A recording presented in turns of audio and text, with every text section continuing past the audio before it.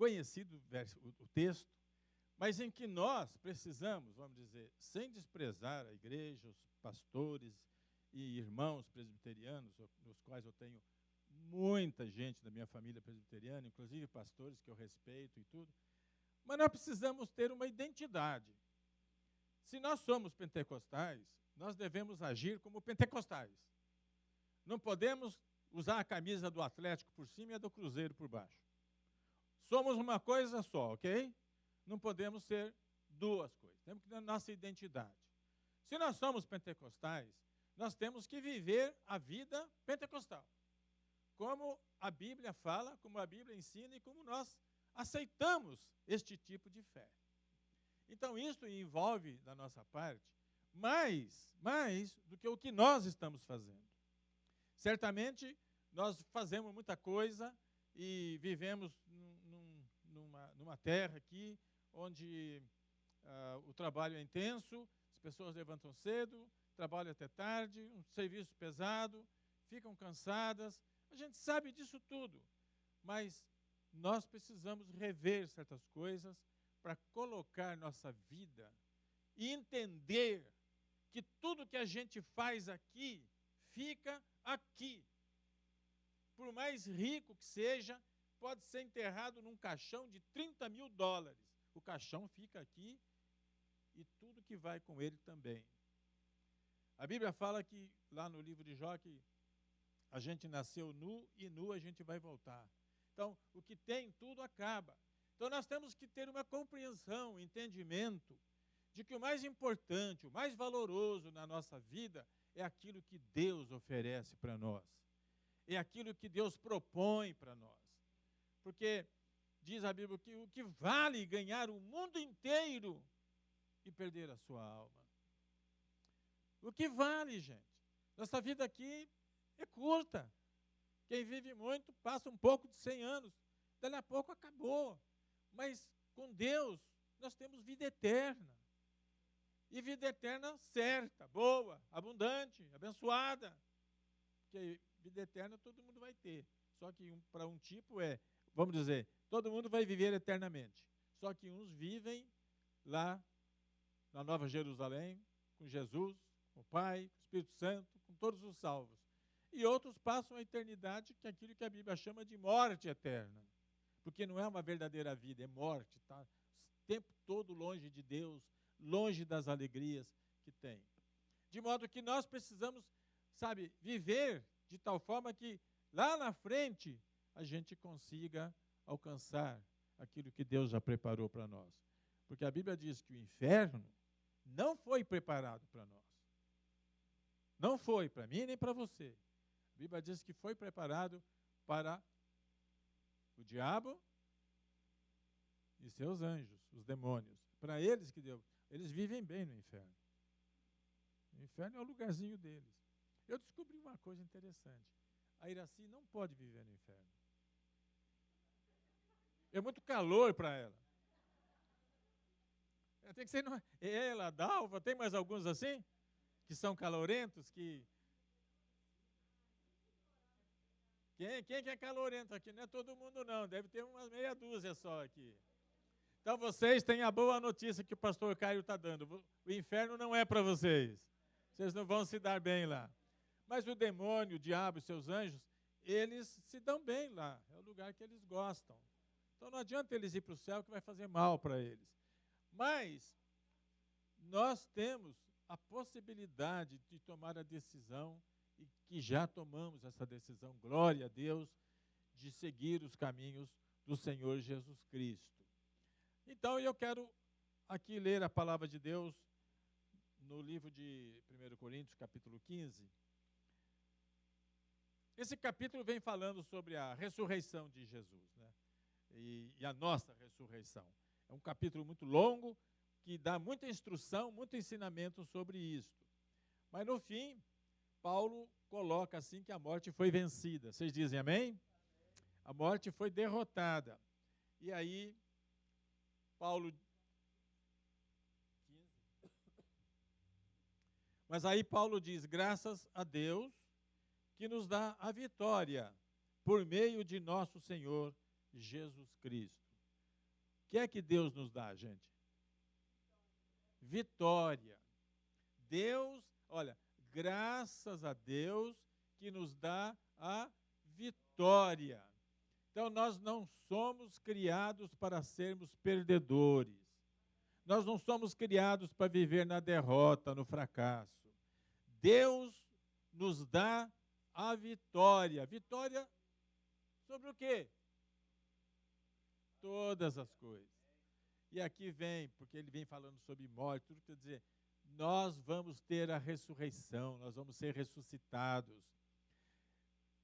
Tudo aquilo que Paulo vem falando, no final ele conclui, mas Deus nos dá a vitória.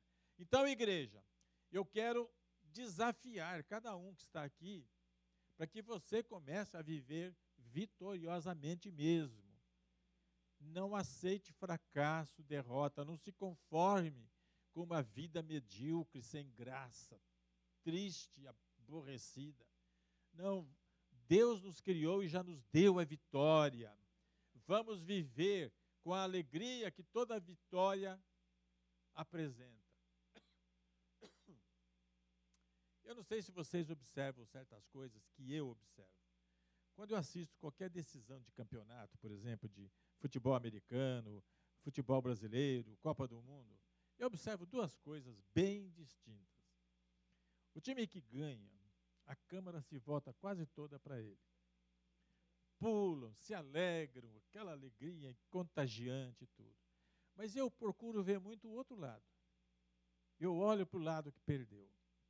Então, eles estão, quando é assim, ficam sentados no meio do campo, com a cabeça assim. Então, há uma diferença grande entre vitória e derrota.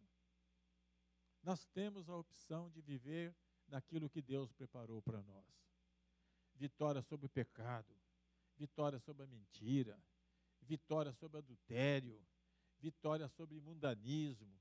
Nós precisamos fazer a opção e viver segundo a palavra de Deus. O Senhor nos deu vitória, não precisamos viver em derrota, gente. A força do Espírito Santo em nós para nos dar condição de sermos até mais do que vencedores. Como diz em outra parte da Bíblia, somos mais do que vencedores. Quando eu lia sobre isso no passado, o que é mais do que vencedores? Eu ficava, já é vencedor, como é que vence mais? Aí uma vez veio uma imagem na minha cabeça. Coisa boba. Naquele tempo, o Mike Tyson, quem lembra do Mike Tyson? Ele era um boxeador extraordinário, uma força terrível. E quando ele lutava, no instantinho, ele acertava uma no queixo lá e o cara caía. Ficava derrotado, demorava para se levantar. Então, o Mike Tyson era o vencedor. Aí eu comparava assim, Jesus Cristo veio a esse mundo, mas deu uma pegada no Satanás, que o Satanás caiu e ficou ali no chão. E aí Jesus chegou e chamou nós e falou, pronto, lutem contra ele. Ele já estava caído, já estava derrotado. E Jesus nos chamou e falou, então lute, então nós já somos vencedores por antecipação. Ele já nos deu a vitória. Vocês entendem? Quer dizer, nós já somos vitoriosos. A vitória já é certa para nós, não precisamos ter medo. Eu dou outra comparação. Minha filha fala que eu sou doido, que só dou comparação esportiva. O ano passado, não este ano, mas o ano passado, o meu time, o Corinthians Paulista, fez um campeonato brasileiro tremendo. E muito antes de acabar o campeonato, ele já tinha feito pontos para ser campeão, mesmo que ele perdesse todas as partidas restantes. E é isso que acontece conosco. Nós já somos campeões. Nós já temos a taça da vitória na mão. Nós já somos campeões. Mesmo que a gente perca agora algumas batalhas, o título ninguém tira mais. Salvos. Campeões. Vocês gostaram disso? Levante as mãos, aplauda o Senhor e viva esta vida de vitória em Cristo Jesus. Mas aí Paulo prossegue. Não é? Paulo era um homem muito competente. Então ele escreve aqui. Portanto, quer dizer, porque a gente é vitorioso, porque nós temos vitória, ele diz, portanto, por causa disso, meus amados irmãos, eu vou acrescentar aqui, e amadas irmãs, Mantenham-se firmes. E que nada os abale. Sejam sempre dedicados à obra do Senhor, pois vocês sabem que no Senhor o trabalho de vocês não será inútil. Vou tomar minha água aqui, porque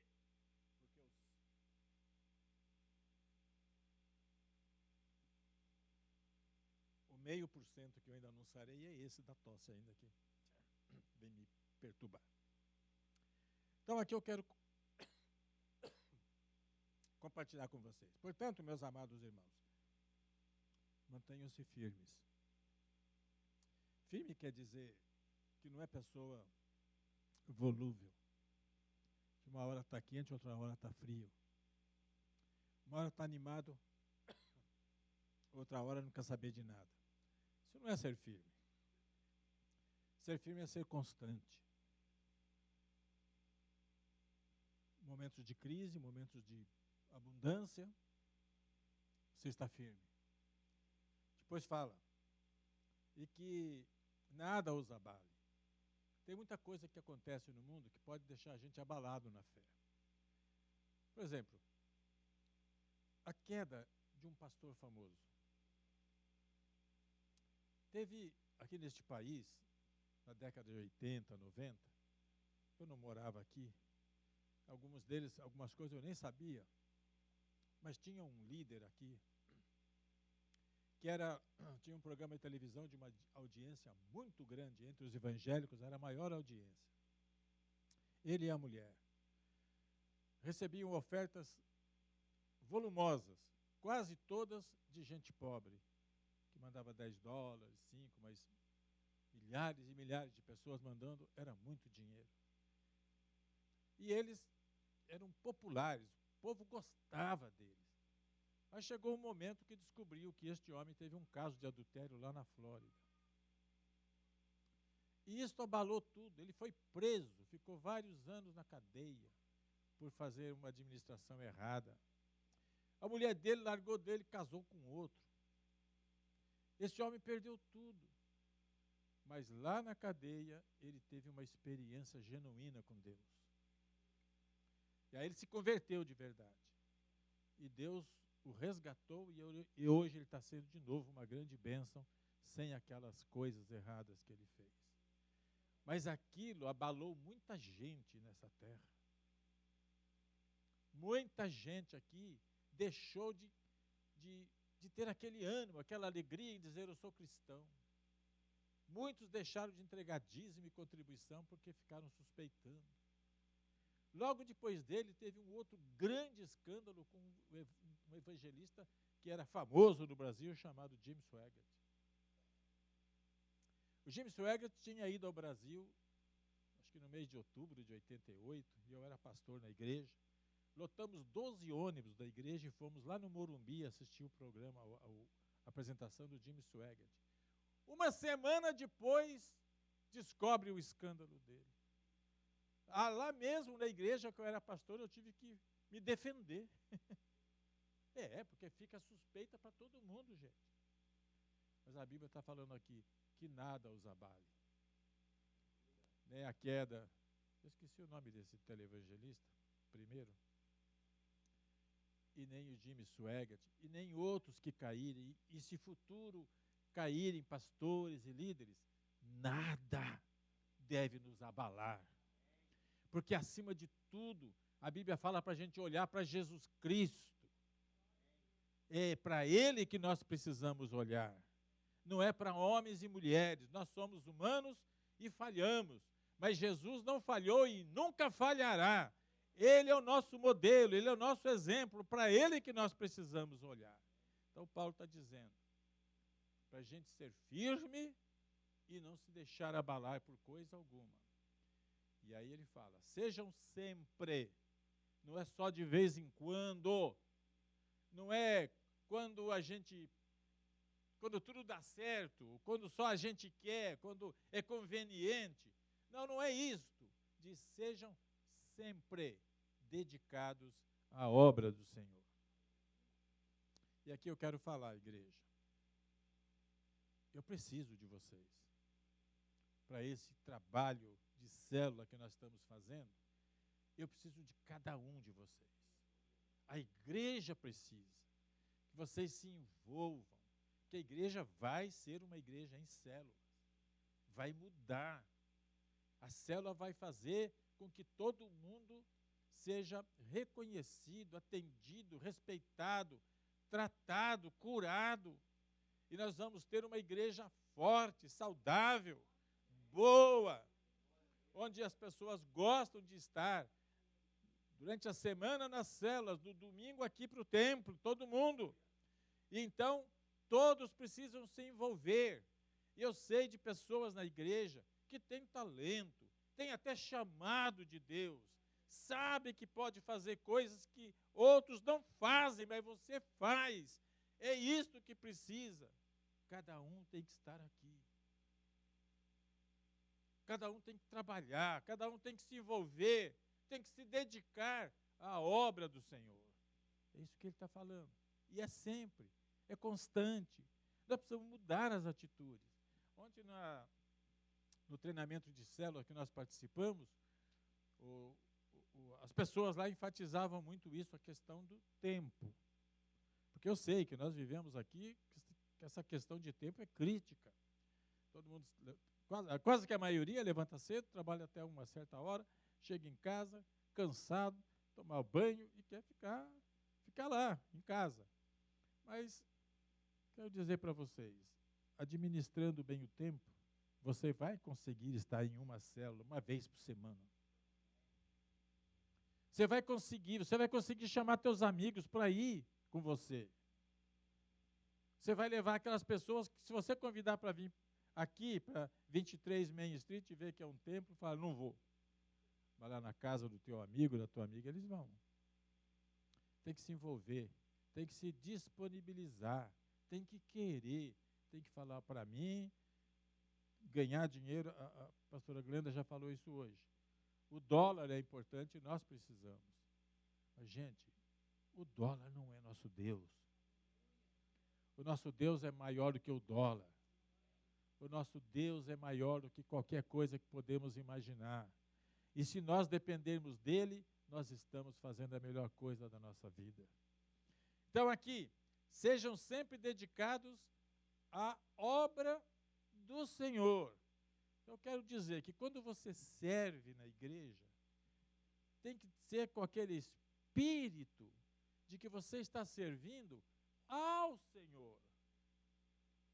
Você não está servindo ao pastor, é ao Senhor. É assim que a gente tem que fazer. Tudo o que você faz não é para impressionar um ou outro, é para o Senhor. E quando é para o Senhor, a gente faz o melhor. Melhor da nossa capacidade. Então é assim que Paulo está ensinando. E depois, ele conclui dizendo, pois vocês sabem que no Senhor, o trabalho de vocês não é em vão. Não é um trabalho inútil. Mas tem que ser no Senhor. Por quê? Se a gente pensa assim, vamos colocar as coisas nas realidades aqui. Sou pastor há muitos anos, já passei por muita essa experiência.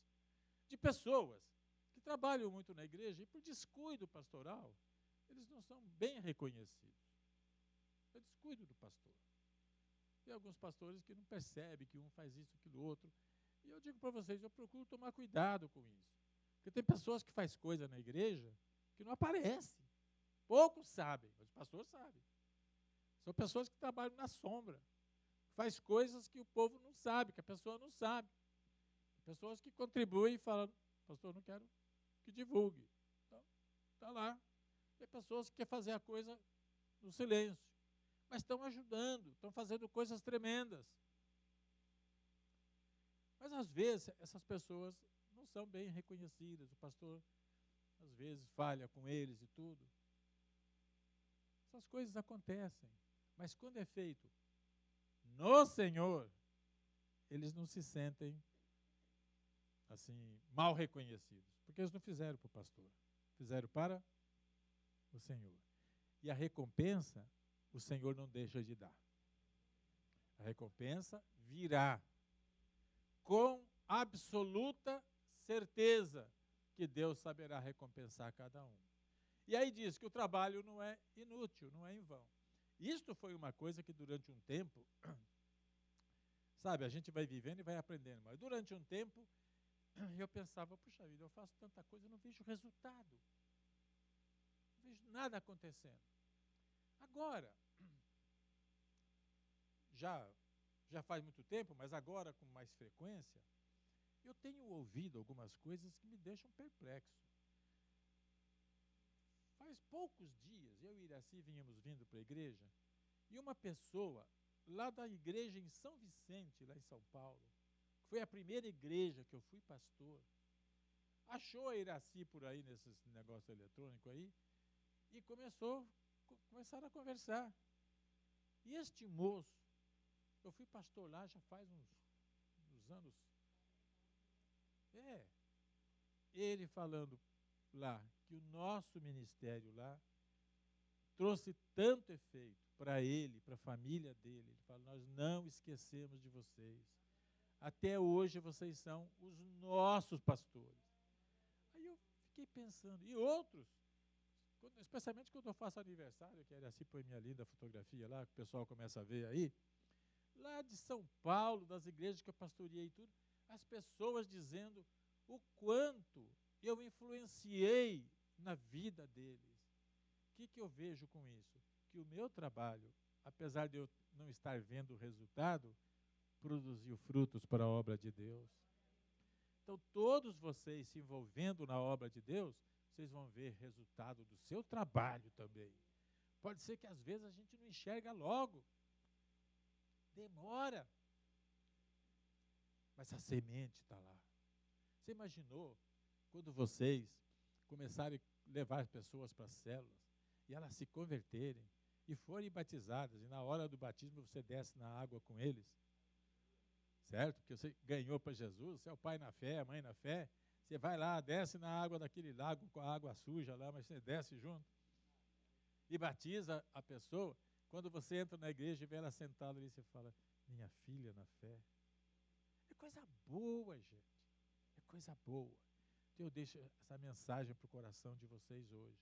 Nós estamos vivendo um novo tempo. Nesse novo tempo, eu estou pedindo para vocês, juntem-se a mim. E é um grupo que já está aqui. Como é que fala o mineiro? Agarrado, né? Você que veio com essa história de agarrado aqui, viu? Eu nunca tinha ouvido isso. Aí veio o branco aqui, não, está agarrado, agarrado. Então está todo mundo agarrado, já está agarrado, já está junto, já está participando. Nós queremos ver os outros. Nossa igreja tem uma boa liderança. Nossa igreja tem gente aqui que ainda não está na liderança, mas tem potencial para ser líderes. Nós temos aqui uma igreja promissora, uma igreja que em todos esses anos nunca houve um escândalo, gente. Nenhum escândalo. Ninguém aí fora fala mal da nossa igreja. Isso é uma bênção que Deus deu. E vale a pena lutar por isso. E eu conto com vocês. E eu sei, tenho certeza que Jesus está olhando e dizendo, eu também conto com vocês. Quem recebe isso, aplauda o Senhor. Diga glória a Deus.